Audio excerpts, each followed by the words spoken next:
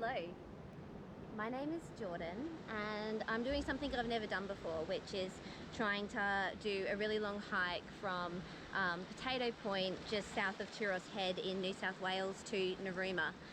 And the reason I'm doing it is that I work a desk job and I'm always sitting down, and I really just wanted to move myself for days on end. I definitely feel like movement is medicine. I believe in the philosophy of movement, but I don't get to do it enough. I also know that nature is my church, but I don't get out enough. Also, I moved to Canberra about 4 years ago, and I hear about so many beautiful places down the south coast of New South Wales, and I want to see them all. So the best way to see it all is to walk it. It's obviously quite unique doing this on my own, but it's something that I'm probably most terrified about, but also looking forward to the most. I really like that all of the decision making is up to me. It allows me to problem solve, test my problem solving abilities. And to be honest, in terms of the aloneness, I don't feel that alone so far because, waves, because I feel like I've spoken to so many people since I've started that it's been quite lovely actually. Maybe I've spoken to more people than I would have spoken to if I was with people. I just made it off the cliffs and out of the beach, and it's kind of nice because I was actually quite scared on the cliff face there, and I definitely have underestimated how hard it is to walk with a pack. Okay, so I made it, thank God, because that was a bit scary. Came through that swampy sort of area there, had a snake stick, so that was all good. Off the jagged cliffs, also all good. Beautiful, beautiful coastline now to Dalmany. Just thinking, all I have to do is this for the next 7 days. How bloody special is that?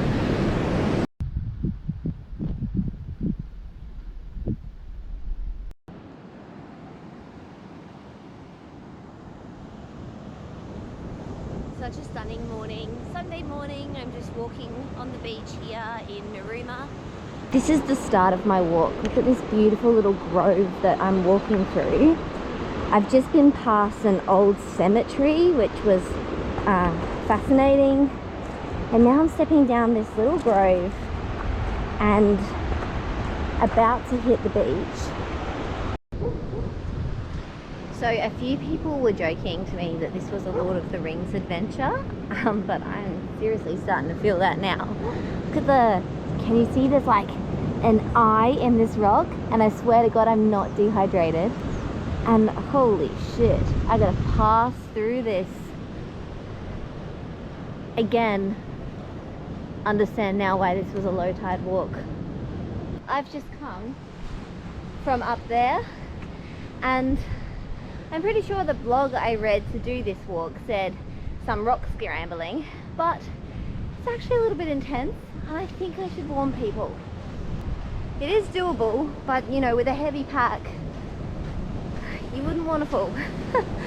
4K's out now from Mystery Bay, and honestly, I'm just waiting to find a mermaid who's cut her tail on the rocks and can't swim back to her mermaid kingdom. Day 3 at Mystery Bay Campgrounds. Had a really good sleep. I'm enjoying my book. I definitely woke up feeling very sore, muscle sore.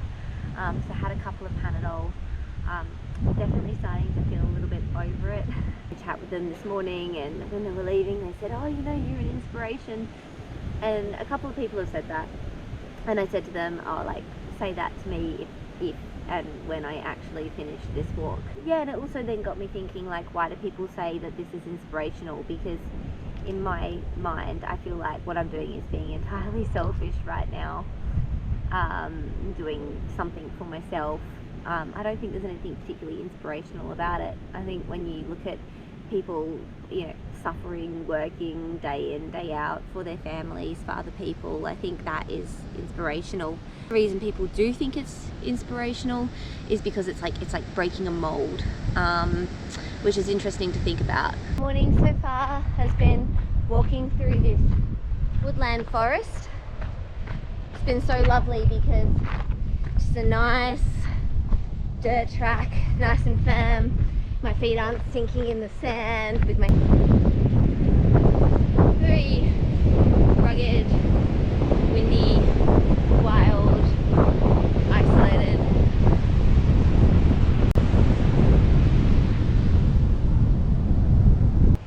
Now this is where I've ended up. I'm going to show you. Just walked up that beach, came up this little embankment here, and this is where I'm going to be going, round the corner there, through these fields, and just look at that stunning contrast of views. It really is a wonderful walk, and it has been pretty good so far today actually. Nice, flat, the breeze is lovely. Yes. Feeling quite happy. Oh, okay, checking in. I think I'm on Wallaga Beach. So a few things happened after that, you know, beautiful moment. I was walking along those headlands and it was stunning, but saw like a red-bellied black snake, and it moved away from me as quickly as it could, as is their nature, and so that was fine, but it puts you on edge. And then I came down to a beach. I walked like the length of this beach for a time, and then the only way to get back up onto this headland and get across seemed to be to have to like scale a cliff. So I had to, you know, take my backpack off, scale it, make sure that there was something at the top, go back down, get the backpack, and then scale with the backpack, which makes me a bit nervous because I just feel like, you know, you don't have your same center of gravity when you're carrying like an extra 10 kilos. And then this headland, you know, because of the snake incident, I walked on the inside of this farmer's paddock because the grass was a lot shorter. I'm sure they wouldn't have minded. There is an electric fence up there though, so I had to like get over the electric fence. And then anyway, walking down, and there was like no way to get down.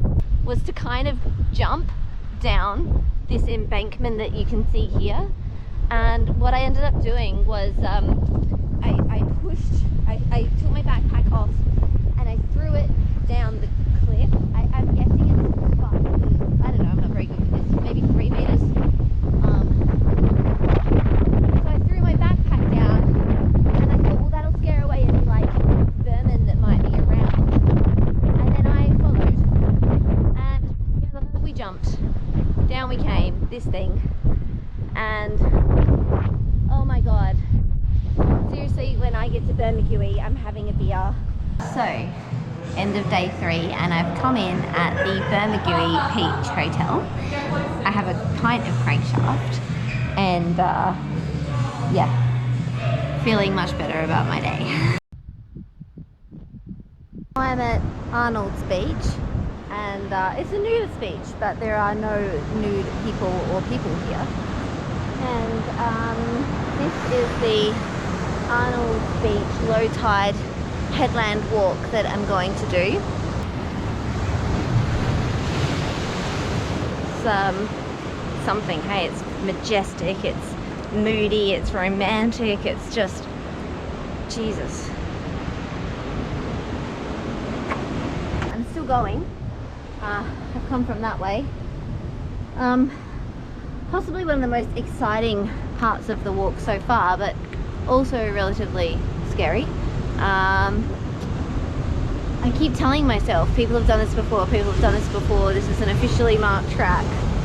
Using a lot of focus right now, not only on where I'm stepping, but making sure, I guess, I'm following a route which makes sense. So I'm at Mura Inlet. the low tide starts at 1:38 p.m. and I got here at about 1:15 p.m.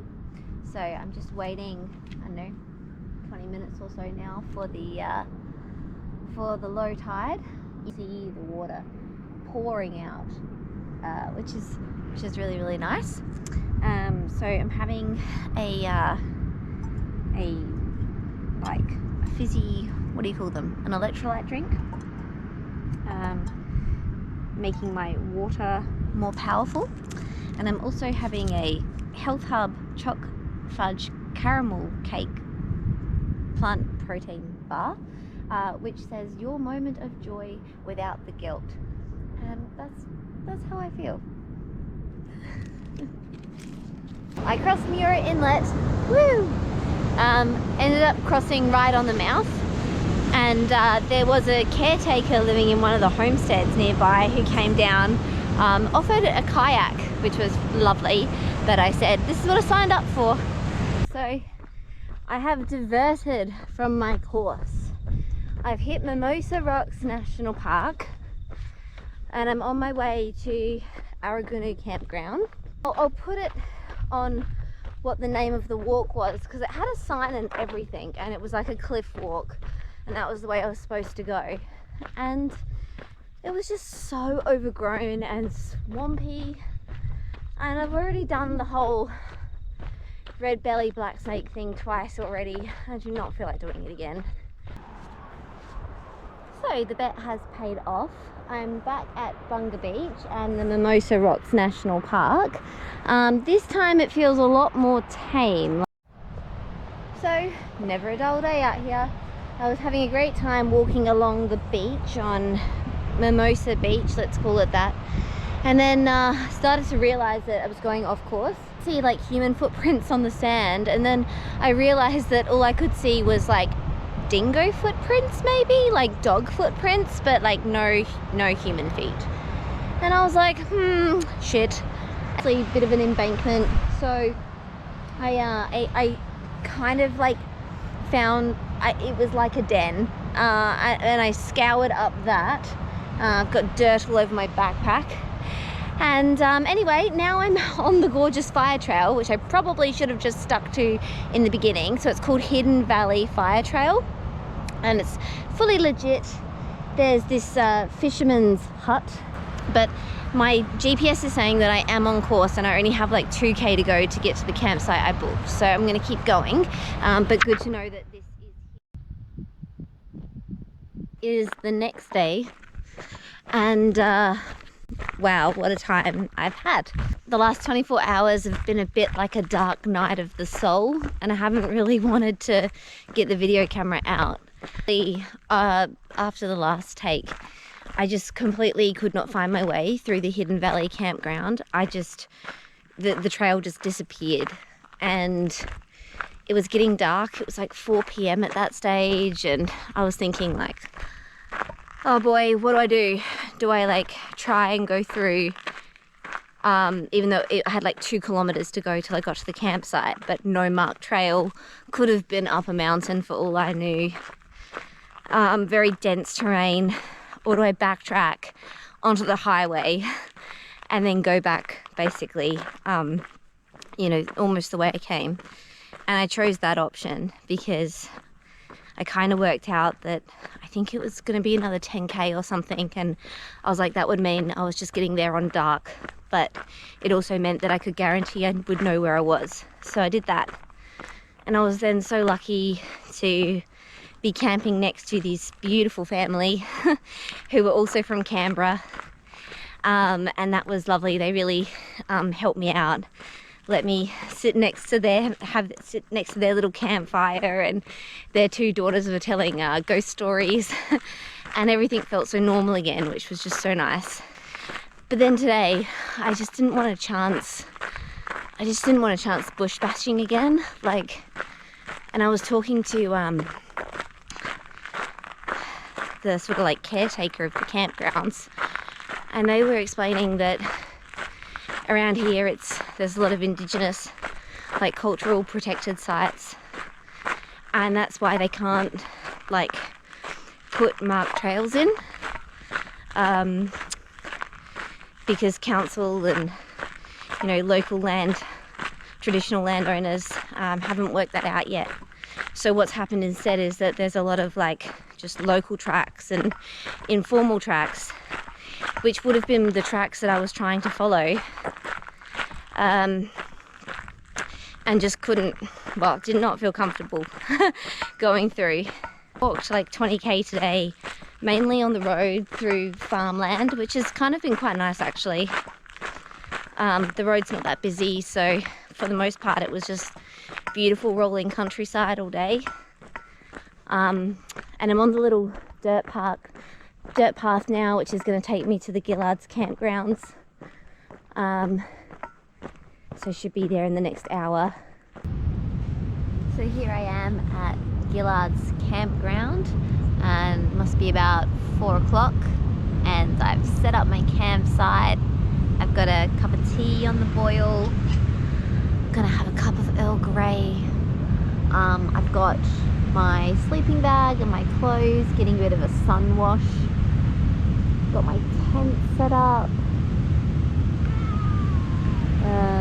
Got all my stuff, and I'm just sitting here in my little chair enjoying the sun, and I'm thinking like, I haven't really done this since I started.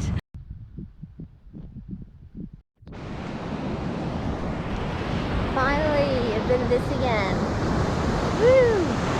I feel just so, when I crossed the bridge into Tathra, I just felt so relieved, you know.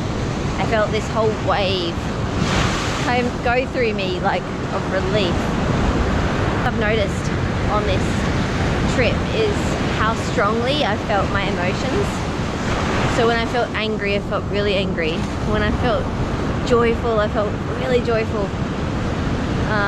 When I've seen beautiful things, I've been really taken back.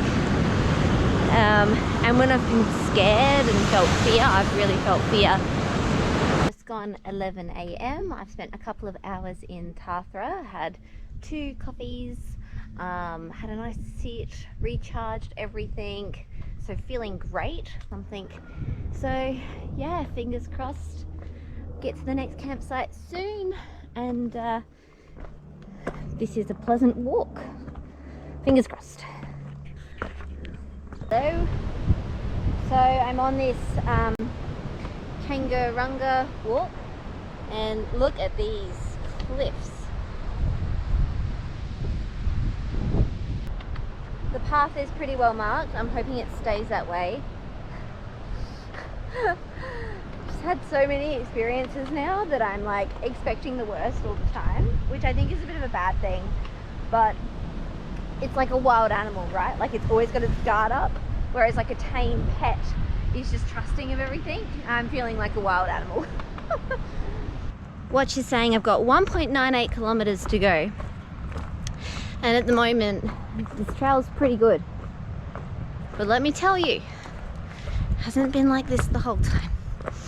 So maybe 1 or 2 kilometers back, not very long ago, I hit this creek, no bridge, nothing, just was able to work out, okay, I need to go that would be the way, but then it was just so unmanaged, so overgrown that you could not see the trail on the other side, and for a hot minute I really thought I was going to have to turn back and go back the way I came, which was going to be like such a big detour, and I was like, no, not again. But I sat there for a while and looked at it and looked at it. It's a bit like a labyrinth, like eventually like the path opens, you can kind of see it. I made it. So this is Hobart Beach. It's beautiful. Probably like a kilometre from the campsite, but it's just off the beach, so I feel very, very close. Feeling victorious already. So I made it to Hobart Beach campgrounds, and so far it's as amazing as people said. People greeted me as I arrived at the gates, volunteer rangers who were from Canberra, because Canberra people are the best, and they gave me some lollies and a little slice of brownie, which also was fabulous. And I've just arrived at my campsite. And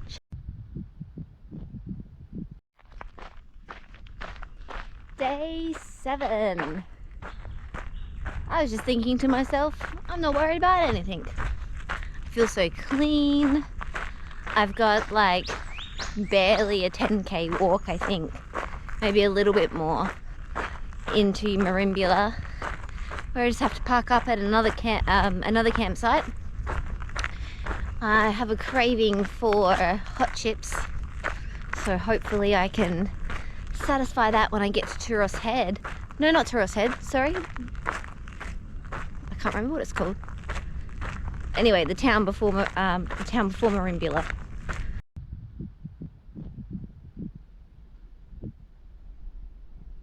So it's the next day, so day 8, and I officially ended my hike yesterday. Basically, I got to, I think it's called Bondi Lagoon, and the waves. Apparently there's a cyclone happening off the coast of New Zealand, and it's causing this gigantic swell. And I ran into a couple of locals who were saying to me that they hadn't seen swell that large in 60 years. And basically I had to like really risk it and run across this lake that's usually just a sandbar. And you can see when this water comes in, it's coming in really fast and heavy, but I think yesterday it was worse. They actually gave me a lift into town because they were like, don't attempt this walk. Kind of attempting it now just to see what it would have been like. But yeah, here's Merimbula, and biggest swell they've seen in 60 years right here. Okay, I'm feeling like my decision was justified. So I've just got to the final stretch of beach. You can see an island, like a tiny little island in the distance there. That's pretty much where I met the old couple who were locals who told me to stop. And this is the beach I would have been walking on. And as you can see, the waves are, are still like smashing into the rocks up there. And I would have had to have somehow walked through that, which I don't think would have been a good idea. So it's been fun. Sort of back to civilization now. My main thoughts are, I don't think I had any like deep epiphanies on this walk. I honestly don't think I had time. I was so busy, like kind of wondering where I am and what was going on. But it was good to really be like in the moment for a considerable period of time. I think that was quite meditative. Everything was just all about, that moment, getting through, getting to the next beach, getting to the next part, staying safe. I think I mentioned, but I think it was really good to really feel my emotions. And then I think, those feelings that we have, like fight or flight, like anxiety, fear. I feel like when I was feeling those emotions, it was real and warranted stuff rather than just being like manufactured, 21st century modern society useless bullshit. So that was a good experience. I think I really enjoyed doing the solo hike, to be honest. I read like 2, almost 3 books, and now I'm sort of skimming through a bit of non-fiction, so that's been really, really good. It'd be interesting to see what happens if I followed just a maintained path for a couple of days. I think it'd be a lot easier, and I think I'd be a lot more alone in my thoughts then, whereas I didn't really have time to think, idly on this trip.